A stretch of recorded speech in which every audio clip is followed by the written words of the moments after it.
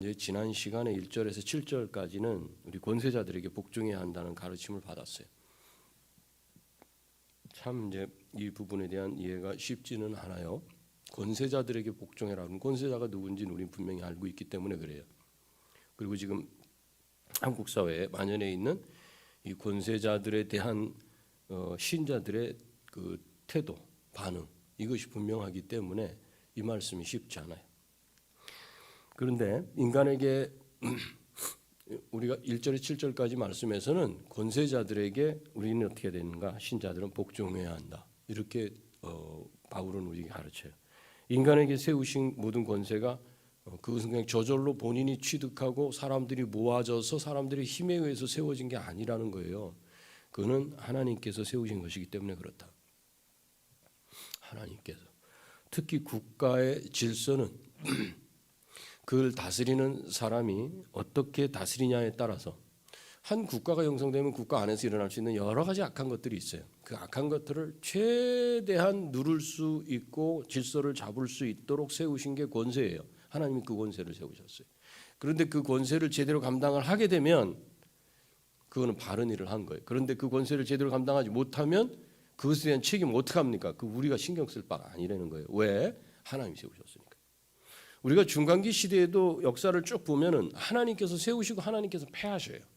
하나님께서 세우시고 하나님께서 폐하셔. 이들을 여기서 뭐라고 얘기하냐면 4절에서는 그는 하나님의 사역자가 되어 이렇게 하나님의 사역자를 하나님 쓰시는 거예요. 우리가 뭐라고 말할 수 없어요. 신자는 이 부분을 분명히 하지 못하면 한쪽으로 치우칠 수 있어요. 이거 심각한 거예요. 이 세상을 하나님이 다스리신다고 분명히 우리는 믿고 있는데 불구하고 하나님이 다스리시는 게 뭘 다스리는 거예요? 우주 만물만 질서를 잡고 다스리고 사람들은 어떻게 하십니까? 어떤 사람은 악한 사람은 바로같이 악한 사람은 악한 걸 가만 놔둬 보셔요. 그럼 악하게 되죠. 노아의 홍수가 있기 전에 이스라엘 노아의 홍수가 있기 전에 사람들의 상태가 어땠어요? 어려서부터 생각하는 게 죄 짓는 것밖에 생각할 줄 모르는 거예요. 생각하고 계획하는 게 악하다 그랬어요. 그러면 하나님 그걸 좀 누르시면 되잖아요. 하나님 놔두셨어요. 그냥 우리에게 보여주시는 거예요. 놔두시면 어떻게 되는지. 그랬더니 죄가 가득 차요. 어떻게 돼요? 한 사람도 예외 없이 다 죽어야 돼요. 근데 한 사람만 하나님 예외를 두셨어요. 누구? 노아를 뭐라 그러냐면 그는 하나님께 은혜를 입은 자라 이렇게 말했지. 그는 하나님 앞에 의로운 자다 이렇게 말씀하시잖아요. 은혜를 입었어요. 누구 때문에? 하나님 때문에 산 사람이에요. 그 사람이. 하나님의 은혜를 베푸시면 살고 은혜를 베푸시지 못하면 죽어요. 그래서 하나님이 온 세상을 다 다스리신다는 거예요. 우주 만물뿐 아니라 짐승들뿐 아니라 사람도 다스리셔요. 그래서 한 국가가 세워질 때 그 국가의 지도자 또는 권세자들 누가 세우시는가? 하나님이 세우신다. 그러니 거기에 복종해야 된다. 하나님이 그들을 사역자로 쓰셔가지고 그 나라의 최대한의 그 최소한의 악의 상태가 최소가 될 수 있도록 하나님이 조절하시려고 한다. 그가 악해지면 어떡합니까? 강팍해지면. 하나님의 진노가 거기에 있는 거예요. 그 사람에게. 어떤 심판이 주어집니까? 이건 내가 궁금해할 게 아니라고요. 단 내가 그 나라에 속했다면 순종해야 된다. 그런데 이제 우리가 오해하는 건 이런 권세들이 제대로 시행되면 좋지만 그렇지 못한 것 때문에 하나님이 세우셨는데 왜 그렇지 못할까에 대한 이해하지 못할 이런 상황에 대해서 우리가 참 힘들어하죠. 사실은. 그게 사실이에요. 그래서 우리가 어디까지 순종해야 하는지도 이게 판단이 쉽지는 않아요. 그럼에도 불구하고 구체적으로 어떻게 복종해야 하는지를 7절에서 말씀하고 있잖아요. 거기에 7절 말씀에 모든 자에게 줄 것을 주되 조세를 받을 자에게 조세를 바치고 관세를 받을 자에게 관세를 바치고 두려워할 자를 두려워하고 존경할 자를 존경하라. 하나님이 세우신 권세와 질서를 거역하게 되면 그로 인해 받게 될 진노와 형벌 그게 두려워서가 아니라 5절에 있는 말씀이에요. 하나님께서 이런 질서를 세우신 선하신 목적 그리고 그 뜻 그것을 생각하고 자신의 양심 그 양심을 인해서 순종해라 이렇게 권했어요. 그리고 7절에서 하신 말씀이 모든 자에게 줄 것을 주되 이렇게 한 거거든요. 그 여기서 줄 것이라는 이 말이 무슨 단어의 뜻이냐면 의무다 이런 뜻이에요. 의무. 모든 자에게 의무를 해라. 그것을 받아야 될 사람이 마땅히 행해야 할 것을 의무라고 말하는데 위에 있는 질서와 권세에 대해서 신자는 국민은 마땅히 순종해야 한다고 이렇게 말씀하시면서 그걸 뭐라고 말하는가? 줄 것이라고 표현했다. 줄 것이 뭔가? 의무다. 은근 의무라는 거예요. 그래서 7절은 신자가 행해야 할 의무를 말하되 구체적으로 공세, 국세 그것을 바쳐야 할 자에게는 그 분야에 맞게끔 바쳐 공세를 바치고 국세를 바쳐야 할 자는 바치고 또 두려워해야 할 자는 두려워하는 것으로 의무를 다하고 존경해야 할 자는 무시하지 말고 존경하는 것으로 질서에 순종해야 된다고 말씀하고 있어요. 그러면서 이제 오늘 말씀으로 연결되는데 오늘 말씀 8절은 피차 사랑의 빚 외에는 아무에게든지 아무 빚도 지지 말라. 남을 사랑하는 자는 율법을 다 이루었느니라. 서로 사랑하는 것 외에는 아무런 빚도 지지 말라. 여기에 사용된 빚이라는 이 단어가 7절에서 줄 것이라는 단어와 의미가 같아요. 의무라는 거예요. 의무. 마땅히 감당할 의무. 그래서 앞에서는 의무를 다 해라. 그렇게 하다가 8절에서는 서로 사랑의 빚 말고는 아무 빚도 지지 말라.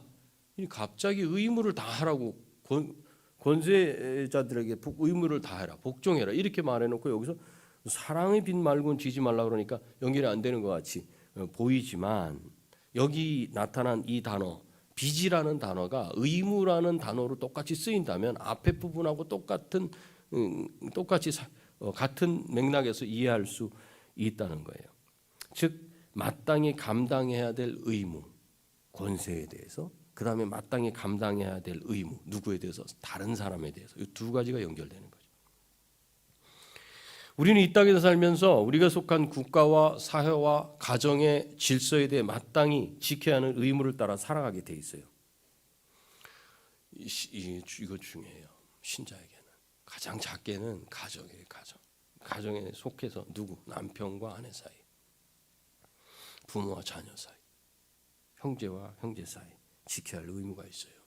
이걸 지키지 않으면 이건 하나님을 불순종하는 거하고 똑같아요. 그래서 무서워요 이게. 그 의무가 순종으로 두려움으로 그리고 존경으로 행해야 할 갚아야 할 의무다. 이 빚 지지 말라는 거예요. 이거. 근데 여기 8절에서 사용된 이 빚이라는 단어가 다른 사람과의 관계 가운데서 사용될 때 누구에게 잘못해가지고 빚을 지게 된다라는 그런 뜻으로 사용될 수 있어요. 설명하자면 누구에게인가 마땅히 해야 할 일을 하지 못해서 빚진 자가 되지 말라 이런 말씀으로 해석할 수 있어요. 누군가에게 내가 다 그걸 꼭 해야 되는데 하지 못했을 때 그것을 빚졌다 이렇게 표현할 수 있다는 거예요. 근데 그것을 그에게 해야 될 게 잘해야 되는데 잘못해가지고 빚을 지게 된 경우가 있다는 거예요.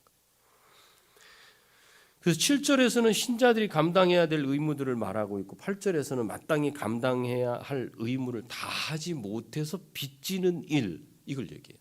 7절은 마땅히 감당해야 될 것을 얘기하고 8절은 마땅히 감당해야 되는데 감당하지 못해서 빚을 지게 된 경우 두 경우가 서로 다르죠. 이렇게 우리가 이해를 할 수 있어요. 그래서 8절은 마땅히 해야 할 의무를 다하고 빚을 지지 말라고 할 뿐 아니라 남을 사랑하는 자는 율법을 다 이루었느니라고 이렇게 말해요. 내가 당연히 해야 할 의무를 다할 뿐 아니라 거기에서 더 나아가서 남을 사랑해라. 빚을 지는 거하고 남을 사랑하는 거는 정반대쪽에 있는 거예요. 마땅히 해야 할 것을 하는 것은 그건 당연한 것이지만 사랑하는 것은 마땅한 것을 넘어서요. 당연히 해야 될 걸 하는 걸 사랑이라고 말하지 않아요. 사랑은 그 당연히 해야 할 것을 넘어서 다른 사람에게 유익을 주고 또 도움을 주는 그런 일이기 때문에 그래요. 이렇게 사랑하는 것이 율법을 다 이루었다. 그러면서 율법을 다 이룬 게 무엇인지 9절에서 말씀하고 있어요. 간음하지 말라, 살인하지 말라, 도둑질하지 말라, 탐내지 말라 한 것과 그 외에 다른 계명이 있을지라도 내 이웃을 내 자신과 같이 사랑하라 하신 그 말씀 가운데 다 들었느니라.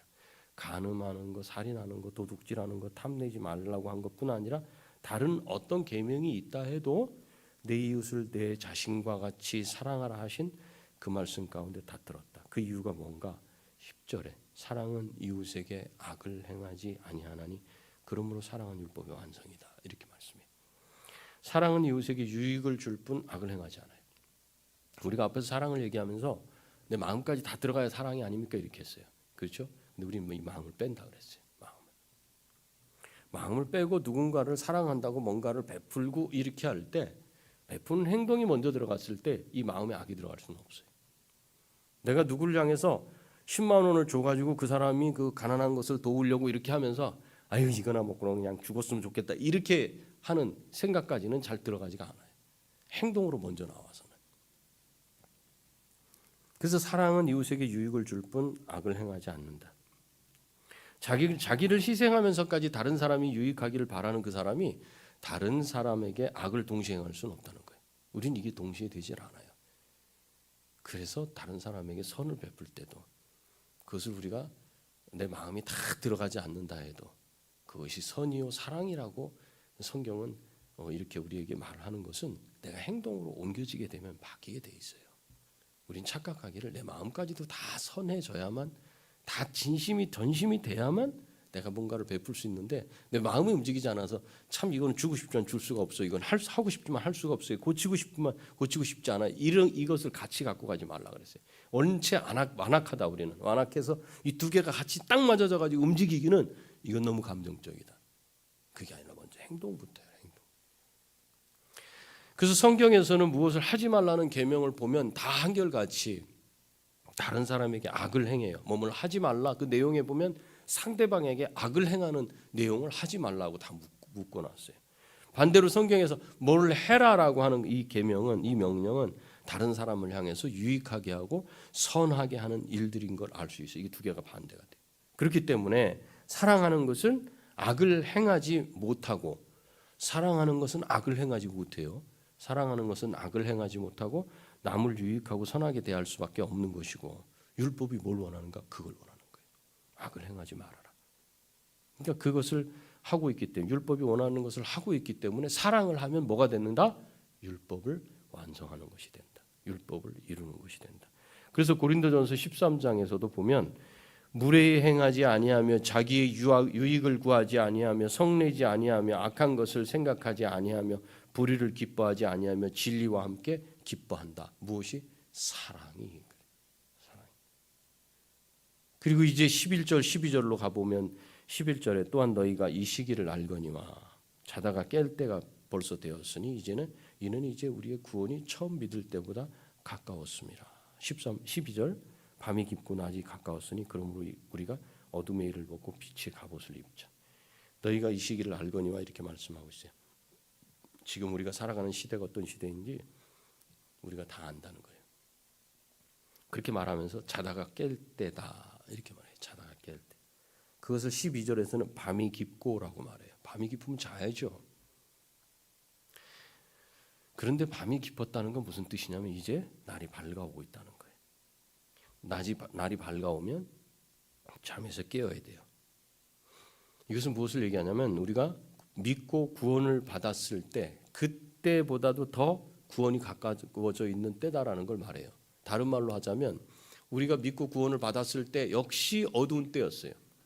그러나 이제 자다가 깰 때다라는 표현은 이제는 구원의 완성을 향해서 얼마 남지 않았다. 구원의 완성은 어떨 때 완성이 되는가? 예수 그리스도께서 재림하실 때 구원이 완성이 돼요. 예수 그리스도께서 다시 오실 날이 멀지 않았다. 지금 그것을 말씀해요. 왜? 지금 이 시대가 어두운지 알고 있다면 너희가 알고 있지 않냐? 이 시대가 어둡지 않느냐?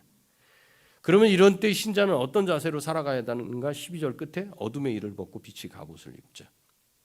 그 일이 구체적으로 뭔지 13절. 낮에와 같이 단정히 행하고 방탕하거나 술 취하지 말며 음란하거나 호색하지 말며 다투거나 시기하지 말라.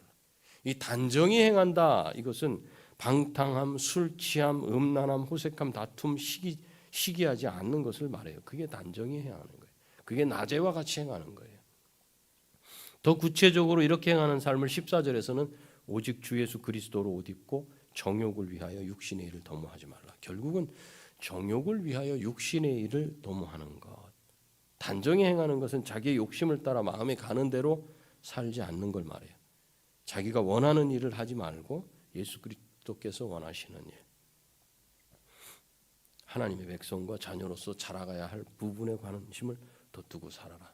이걸 말씀하고 있어요. 그러기 위해서 예수 그리스도로 옷 입어야 된다. 예수 그리스도로 옷 입으라는 말은 그리스도 예수님의 그 죽으심과 부활하심에 연합된 사람으로 살아가라. 죄인들과는 완전히 구별되셨던 예수님처럼 이 땅에서 살아가야 된다. 그래서 이 땅에서 육신의 욕심을 채우기 위해서 어떤 일도 도모하지 말아라. 육신의 욕심을 채우기 위해서. 근데 우리가 육신의 욕심을 채우지 않기 위해서 일하는 사람이 있어요? 이 땅에서? 자녀들을 왜 가르치고 자녀들을 왜 뭐 학원이라도 더 보내갖고 뭘 하려고 그러고 우리 다 그렇게 하잖아요. 왜 그래요? 제가 결론 부분에서 그 부분 또 말씀드릴게요. 비록 세상의 상태는 캄캄한 밤이고 한치 앞을 분간 못하는 어둠이지만 그리스도인 신자는 낮의 빛 속에서 걸어가는 자같이 행할 것이다. 방탕함, 술 취함, 음란 호색, 미움, 시기, 다툼 이거 살지 말아라. 뭐 다른 건 어떻게 됐든지 뭐 방탕함, 술 취함, 음란 호색 요거는 좀 멀다 해도 미움, 시기, 질투, 다툼 이걸로는 살아가지 말아라. 가장 우리 가까이에 말씀을 맺겠습니다. 사랑은 율법의 완성이라고 말합니다. 그 이유가 뭔가? 사랑은 다른 사람을 향해서 악을 행하지 않는 것이기 때문에 그래요. 착각하지 말아야 돼요. 내 마음이 다 들어가진 않았지만 행동은 누가 봐도 괜찮은 것. 근데 내가 마음이 다 들어가지 않았기 때문에 나는 그것을 온전하다고 보지 않습니다. 그렇게 착각하지 말라는 거예요. 온전한 거예요. 온전한 거. 나를 떠났으면. 얼마나 자기를 죽였으면 그 온전함 반은 온전하더라도 그게 나가요. 온전하다고 봐야 돼. 자기 자신이 너무 자기 중심적이고 자기가 주인된 삶에서는 내 마음도 온전해야 내가 뭔가를 행하는 것까지 플러스 돼야 이것이 온전하다. 이 100%를 이렇게 판단하는데 부패한 우리는 그게 안 돼요. 그럼에도 불구하고 자꾸 그것을 사용하려고는 하지 말아야 된다. 남의 유익을 진심으로 추구한다. 그러면 악을 행하지 않아요. 그게 사랑이에요. 하나님은 신자가 자기 자신의 유익을 위해 살면서 자기만의 성을 쌓고 그 속에 갇혀 살기를 원치 않으셔요. 신자는 혼자 사는 사람이 아니에요. 혼자 자기 성 쌓고 자기만 뭐 잘 되고 어떻게 되고 이게 아니에요. 그 성문 열고 나가서 다른 사람을 위해 살기를 하나님은 원하셔요. 신자는 유통하는 사람이에요. 유통. 흘려보내는 사람이에요. 복음도 유통, 물질도 유통, 생각도 유통, 마음도 유통, 모든 좋은 것을 다른 사람하고 공유해 주는 거예요. 계속. 다른 사람이 나 때문에 계속 유익을 받아가게 하는 사람. 다른 사람을 위해 살기를 원하시. 그것이 다른 사람을 사랑하는 거고 그렇게 사랑하는 것이 결국 율법을 다 이루는 것이다. 이 사랑을 이미 누가 우리에게 보여주셨어요? 예수님이 우리에게 보여주셨어요. 예수님께서. 그렇기 때문에 우리는 지금 이 시대가 어둠이고 깊은 밤중임을 알고 잠에서 깨어서 잠에서 안 깨는 건 어떤 거냐면 지금 세상이 그렇게 돌아가요. 뭐 세상이 다 그렇지 않아요 라고 살아가는 사람은 잠에서 안 깨는 거예요. 잠에서 깨는 건 지금 세상이 어둡다 할지라도 잠에서 깨요. 빛의 자녀들처럼 예수 그리스도로 옷 입고 그리스도 예수께서 사셨던 것처럼 낮에 다니는 사람처럼 이 어둠 속에서 빛을 밝히며 살아가야 되는 거예요. 그러기 위해서 어떻게 되는가? 욕심 눌러야 돼. 우리 욕심을 눌러야 돼. 내 마음이 원하고 몸이 원하는 대로 살지 말아야 돼. 그것은 우리가 예수님을 믿기 전인 구원받기 전의 삶이었어요. 잘 되는 것,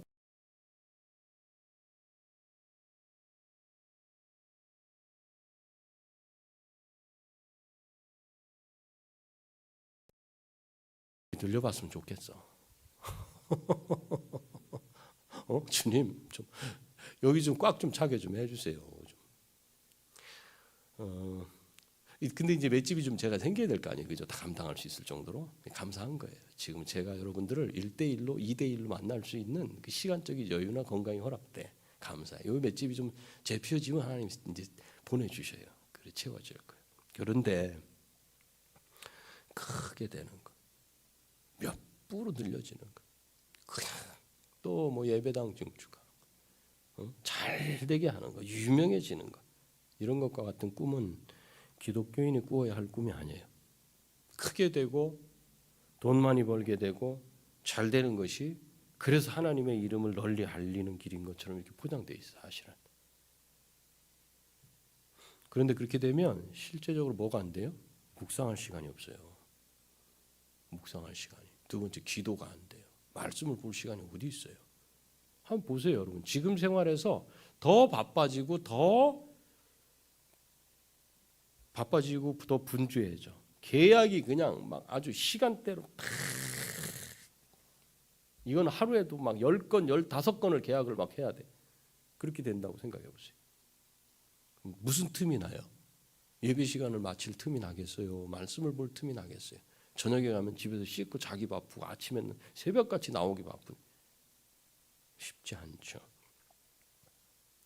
때로는 불의와 타협도 해야 돼. 또 죄의 유혹에 더 많이 노출돼.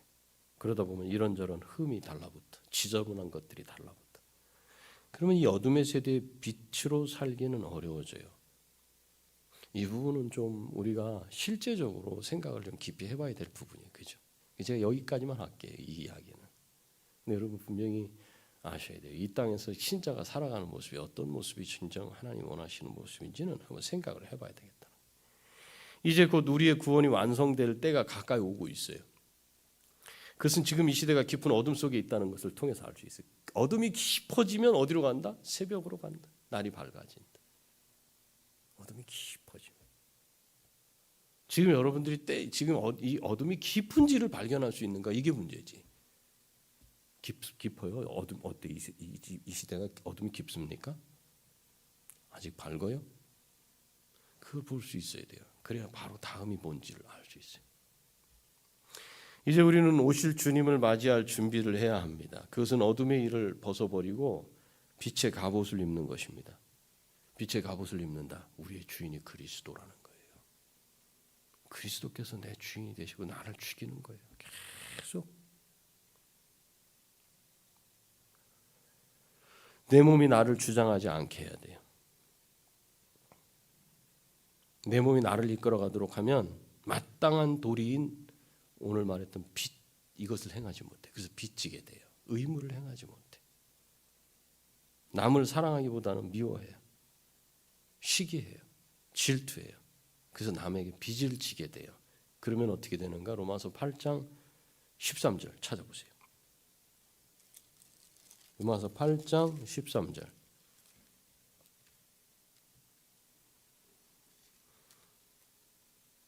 읽어볼까요? 시작.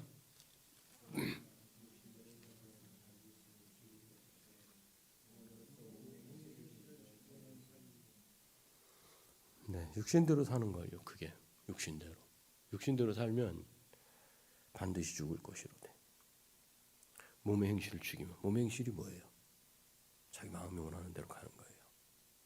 뭐 음란, 호색, 방탕 이런 거 우리가 빼자 그랬잖아요. 특별히 드러나지 않으니까. 시기, 미움, 다툼 이렇게는 육신으로 사는 거예요. 이렇게 살면 반드시 죽을 것이로되. 유혹 가운데로 들어가요. 죄의 유혹 가운데. 빨리 나올 수 있도록 해야 돼. 하나님의 진노를 피할 수가 없다. 그런데 우리가 그런데 이렇게 말할 수 있어요. 나는 구원받은 사람인데요. 이렇게 말할 수 있어요. 그럼 제가 거꾸로 구원받은 분이신데 말씀을 순종 안 하고 지금 로마서 8장 13절에 있는 말씀대로 사십니까? 뭐 사람이 그럴 수도 있죠. 나는 좀 마음이 좀 그래요. 나는 내 마음에 안 들어요. 이럴 수 있어요. 그 고집이에요. 하나님 앞에. 고집이에요. 그 고집 꺾을 수 있어야 돼. 그런데 우리가 그리스도로 옷 입고 정욕을 위해서 육신의 일을 도모하지 않는 것은 그 일은 내가 고집이에요. 그러지만 그것은 날마다 내 선택에 달려 있는 거예요. 날마다 내가 선택해야 되는 일이에요. 날마다 선택하면서 내가 확인하는 거예요. 내가 누군지를. 내 마음 가운데 은혜가 가득 차지 않으면 이 쓴뿌리가 딱 올라와가지고 내가 육신의 일을 도모하는구나. 그걸 발견하는 거예요. 은혜가 없으면 난 못 살아. 은혜 아니면 살아갈 수가 없네. 이 고백을 하면서 다시 은혜를 붙잡는 거예요.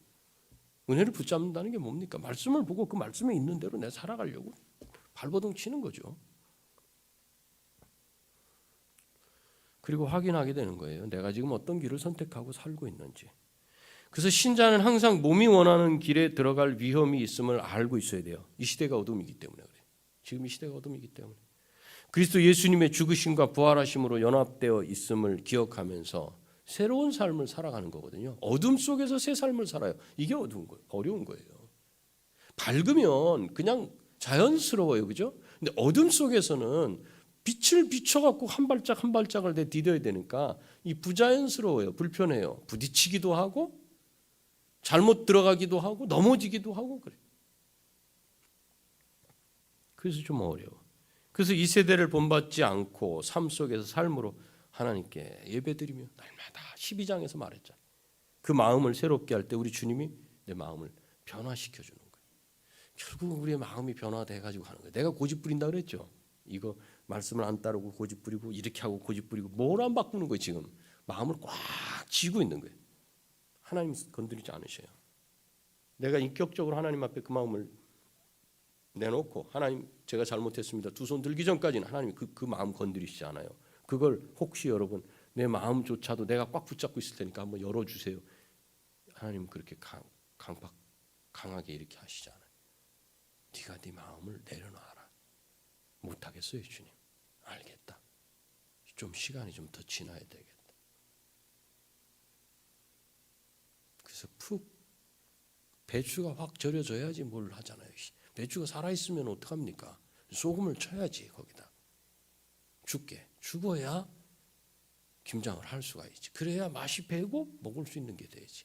그때 전까지는 하나님께서 손을 안 대시고 기다리고 계셔요. 가만히. 그 시간이 길어지는 사람이 있어요.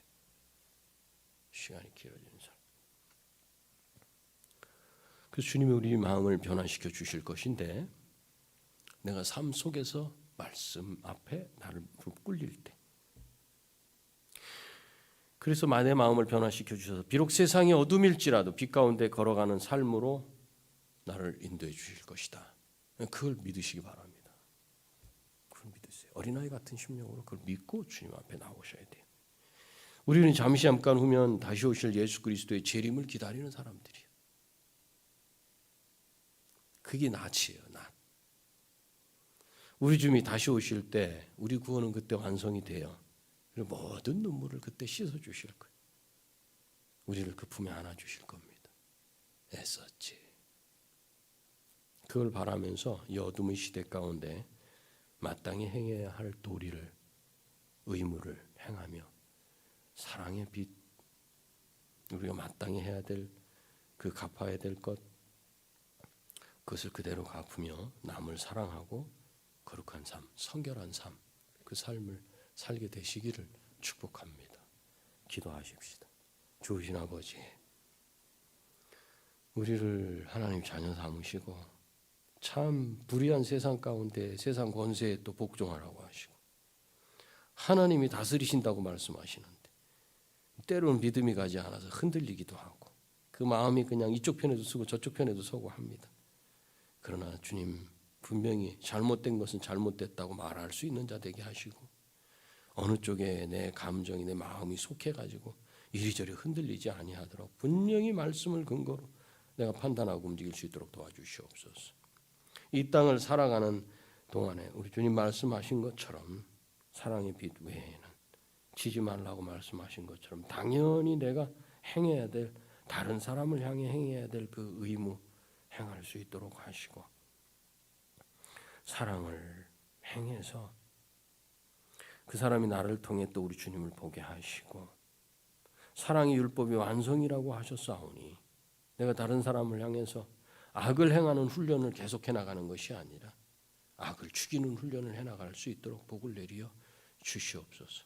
이 땅 가운데 마땅히 행해야 할 바를 행하게 하시고 남을 사랑하고 거룩한 삶, 죄로부터 멀어지는 삶, 이 시대가 어둡지만 어둠 가운데 빛으로 살아갈 수 있도록 우리에게 복을 내려 주시옵소서. 예수님의 거룩하신 이름으로 기도하옵나이다. 아멘. 하늘에 계신 우리 아버지여, 이름이 거룩히 여김을 받으시오며 나라가 임하시오며 뜻이 하늘에서 이루어진 것 같이 땅에서도 이루어지이다. 오늘 우리에게 일용할 양식을 주시옵고 우리가 우리에게 죄 지은 자를 사하여 준 것 같이 우리 죄를 사하여 주시옵고 우리를 시험에 들게 하지 마시옵고 다만 악에서 구하시옵소서. 나라와 권세와 영광이 아버지께 영원히 있사옵나이다. 아멘.